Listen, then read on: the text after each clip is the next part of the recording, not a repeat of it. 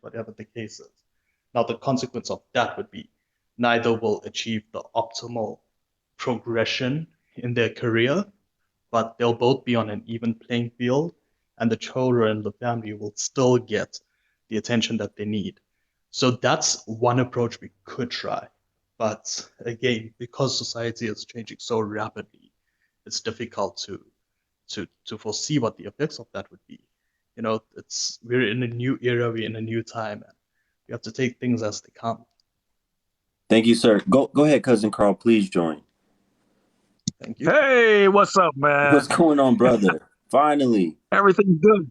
Everything's good. I just wanted to be respectful. I mean, I've been on a couple of lives today, and one of the things that I see that a lot of people do is, particularly when, and I'm just gonna have to say it, particularly when there's women involved, the women want to cut you off and get all crazy, and I didn't say that, all kinds of stuff. So I appreciate how you're handling your comment flow, and how you're conducting your live, because, we gotta, as Black people or even white people, we gotta respect other people's opinion. We gotta respect other people's experiences. And the thing is that from your topic, which is women don't want to be married, traditional, I can tell you that from my experience, women say that they want to be wives, they want to get married. That is a traditional thing that has been passed down from human evolution, is that women want to get married. Not all, of course, but that is what women grow up believing, that in order to be a good woman, in order to have a family, I need to get married and do that, right? Men, the same thing. Men have been brought up that, in culture and life, we need to be married, and you can throw in the religious aspect as well. We need to be married in order to produce children and a family. However, what's going on is in, these days and times, and I'll tell your audience, I'm 60 years old, and I remember first wave feminism. I was all about feminism, back in the 60s and 70s, because women wanted an equality. But what has happened 30, 40 years is that we've surpassed equality, and now it's supremacy. Most of the government programs where women are, they're given opportunities that men don't have. If you look at colleges and universities, there are special programs that women can get in order to start a business, in order to go to school, etc. So I say that to say that what America has done is empowered women to go into a direction where they are in a masculine frame. Okay. And most women are oblivious to it. They're like, this is what women do because, my mother was single or my dad was whatever their broken family was. Now they're used to that, and they have to literally take the bull by the horns and say, I'm going to do this kind of like what a man would do. Now, unfortunately, my page is, and I don't want to go into this topic, but my page is about false allegations of DV.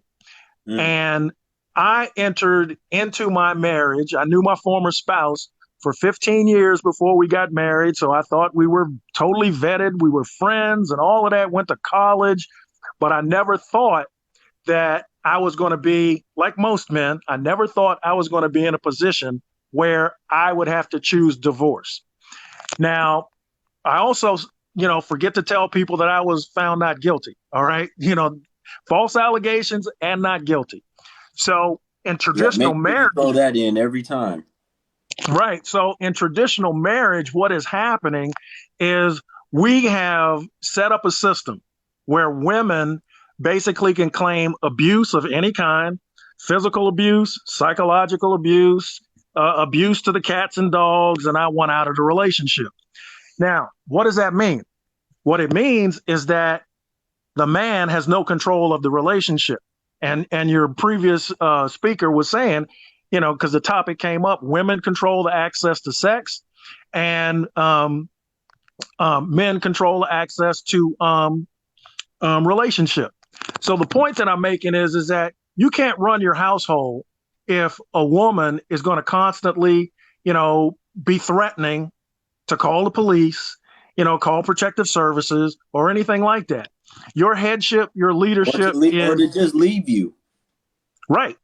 And the thing is that, it's a really sad state of affairs when you have the state or, the federal government telling you that you can't be a masculine man. And then you also have the propaganda of women saying, well, a real man would do this and a real man would do that. And then you also have that aspect of, well, if you don't do this and you don't do, then you must be gay. So there's a lot of issues that we have in society, kind of when it comes to traditional marriage. Was your wife traditional?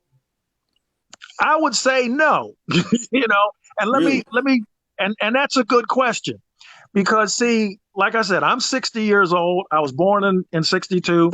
So when I was coming up in junior high, middle school, as they call it now, we had courses called home ec. Okay. And see, the feminist movement took home ec out of the classrooms, out of the schools. Now we're high tech. We're all into computers. We're all into software. We're doing all kinds of other stuff, except learning how to take care of ourselves in basic natural survival, cooking, cleaning, taking care of a house, washing dishes, whatever. And I'm not saying that women have to do that because my mother taught me how to do that. My mother sat me down and basically she was like, look, son, you're putting a clean glass every time in the sink. I'm going to show you how to wash dishes. And that's how I learned to wash dishes. In home ec, I learned how to cook, right? And I got an A out of the class. So I learned how to cook. My father was a great cook, So the thing is that we are not teaching the basics in answer to your question. We're not teaching the basics of how to financially run a home as well as, run a home, in terms of just social beings between husband and wife. My wife, she did not cook. She was a glamour queen. Okay. And the thing is that when you have a woman that doesn't want to do anything but just watch TV, you're in trouble. I mean, you just talk on the phone. You married a glamour queen? Wow. Yeah. I mean, and see, the thing is that you can tell. Really good looking. Well, I'll put it like this. She had the appearance of Whitney Houston. I mean, people would see her in public and be like, oh, that's Whitney Houston. No joke. But the thing is that all of that's nice until you get, at home and your house is all jacked up, the dishes in the sink for 2 weeks, and the thing is that what that does to a man's self-esteem, because a lot of times men will go out there, do their job, and then they come back home to an environment that is just not safe mentally. It's not productive. And, we can't even talk about the sex, man, because somebody got in the comments, choose better. See, the thing is that how can you choose better when you know that person? Like I said, I knew my former spouse for 15 years. Wow. What happens is when women get the ring, they switch your change up. They go from I do to I don't. It's like, you know what? Hey, and I forget the guy's name, man, but he had a really good video out, about a year ago. And he was talking about how men are traumatized in relationships because women, again, control the access to sex, right? And so when you come home and you want to be intimate with your wife and she is basically like, no, I ain't trying to do that. Or she's had kids, and it's like, no, I'm not trying to do that. That can frustrate a man to the point, and I'm not saying that men should do this, but it can frustrate a man to the point where he goes out and cheats. Me personally, never cheated on my wife one day. And I have male friends, married and single and divorced. wow, dude, you never cheated on your wife, never, not once, had no desire to, you know, and that was from my traditional upbringing, that was from my religious upbringing, you know. I don't I want to do something to somebody. I don't want to do something to somebody. What's that? The golden rule: do unto others as you would have them do unto you. I wouldn't want somebody cheating on me. You know what I mean? Right. Let So um me let me also have Stage, you can respond, and Kinsey, I want to hear your thoughts on this too. Go ahead. yes, thank you so much. I just wanted to just say this. Um, tradition is very different from actual gender roles, and I hear people get the two confused a lot. A traditional woman is going to have practices like submission. She's going to value leadership. She's going to be sexually careful about who she gives her body to. You're probably not going to see her twerking or dress scantily on her social media, things like that. And a traditional woman may not subscribe to gender roles, but roles, the actual roles of cooking, cleaning, nurturing, being with children, and the man being the protector and provider, gender roles is a completely different concept than submission. And people intertwine the two a lot, and they get lumped together. So I just wanted to say that a traditional woman is going to have several different traditions. So I disagree with that a little bit, but I do think that women do still want companionship and partnership to be married. We just want to redefine what that traditional relationship looks like, because the traditional relationship in itself benefits men more than women. And I think of a lot of like what we have talked about in terms of masculinity and femininity has really supported the idea that even when we excuse me, even when we define these ideas, that masculinity is superior to femininity. And when we look at these concepts, even the idea of traditional marriage and gender roles is very much rooted in misogyny. And I would argue that women no longer need men in order to provide them with certain basic necessities in life, such as an income, a household, stuff like that. Women can be independent and attain those things for themselves. So now that men are no longer necessary, they're having to pivot and be likable. And I think there's a lot of things that men don't want to do. can I say something here? Go ahead, Sure. sir. I was going to respond. Go First off, did I hear you say that men benefit more in the relationship than women? That's the first question. Traditional relationships, or the traditional, Okay. what we've been talking about in terms of traditional, yes. Okay, and why do you say that?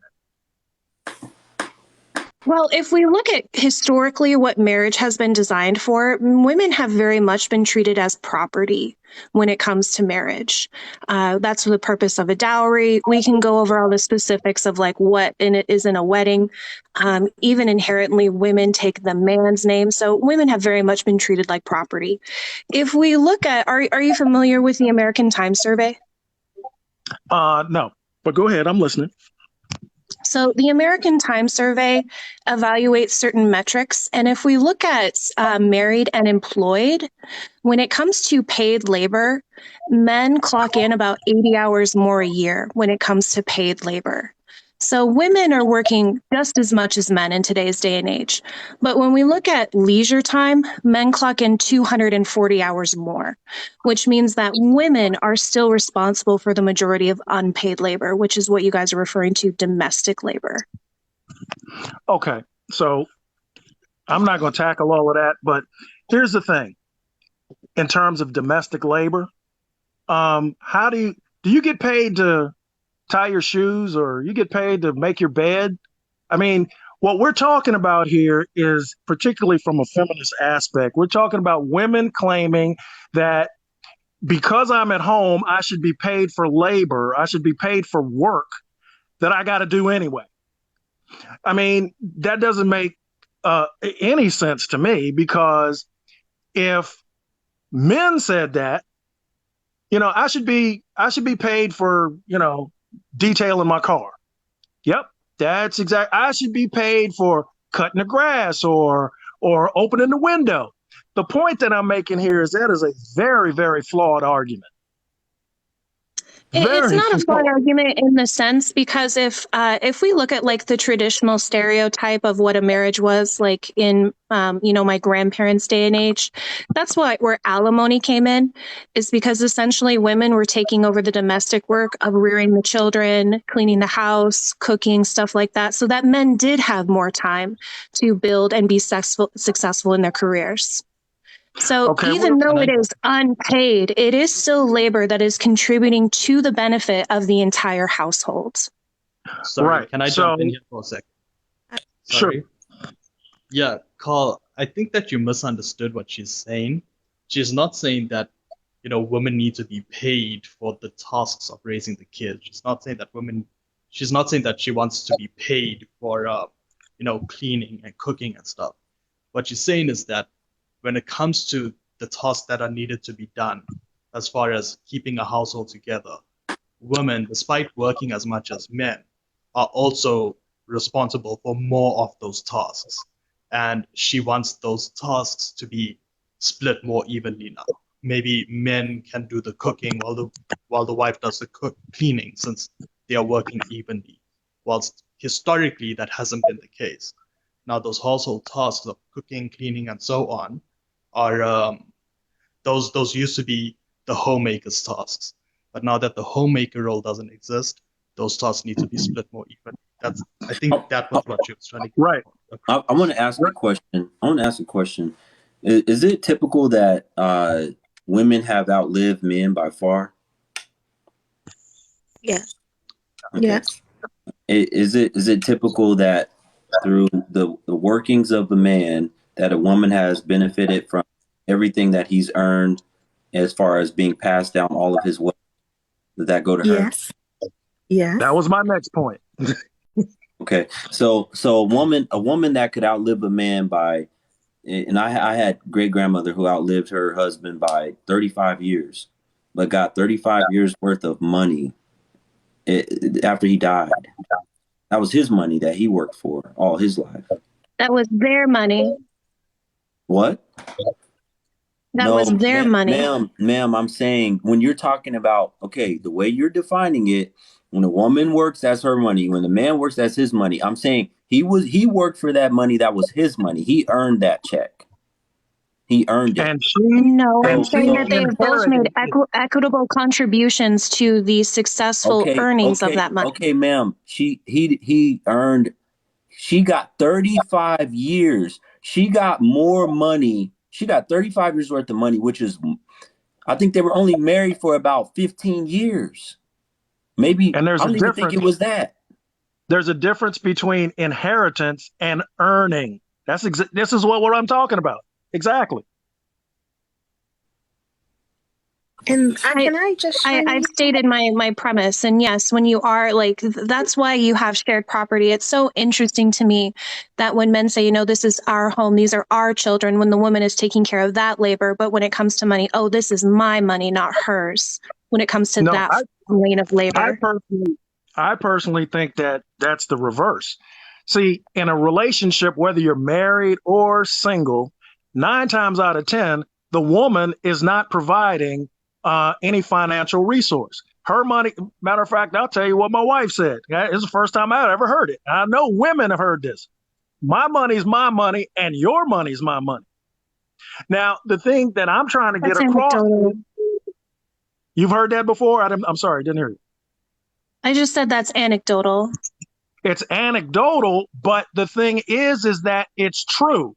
Women do not, when you go to the club or you hang out. Right, but your anecdotal experience does not reflect an experience of relationships as a whole, is my point. Excuse me while I was talking. Thank you. If a man goes out or is interested in a woman, traditionally, as the topic is all about, he is expected to pay. Women do not traditionally pay for a man's time. So you get into a relationship, the same thing happens. The man goes out and buys the house. The man goes out and buys the car because that is his job He is the protector provider. He's just it's automatic. That's what men do. Now, women, on the other hand, have gone into this feminist bag and said, well, you know what? I can do that too. I can buy my own house. I can get my own car. I can, like, the kids are mine and whatever. And what I'm trying to get across is that in this feminist delusion where you believe that the man is getting this benefit, you know, he's benefiting more than the woman. That's absurd. It's absurd. And So essentially, your metrics hold on, are, ma'am. I'm sorry, go ahead. Hold on really quick. I ma'am. jump in. Hold on, sir. So, Essentially, sure. what I'm hearing is that you guys have reduced yourselves down to on your own accord, down to just sexual objects. Because No, that's exactly what men ma'am, have done to us. It's like, ma'am, you're kidding me. ma'am. I'm sorry. Okay, I'm hold sorry. your- No hold your- disrespect. hold your laughter. That's what I'm talking about. You know, just the disrespect. I meant no disrespect. I'm Okay. sorry. That's just that mute is just the yourself for a funniest thing minute. for me to ever hear, that Just mute women have yourself. reduced themselves to sexual objects. Like, Just mute yourself. the blatant ignorance. Okay. I just All right, ma'am. You don't have to be on here anymore. We can rotate you out. Anyway, my point was, at this point, what are you? You're a duplicate version of a man. And the only thing that you offer, you say, is partnership, shared partnership, and sexual intercourse. That's what I'm talking about. Men can go pay for that. Just like you say, we don't need the money of a man. Okay, we don't need the intercourse of you. We can go pay for that. What are you doing? I don't need what I'm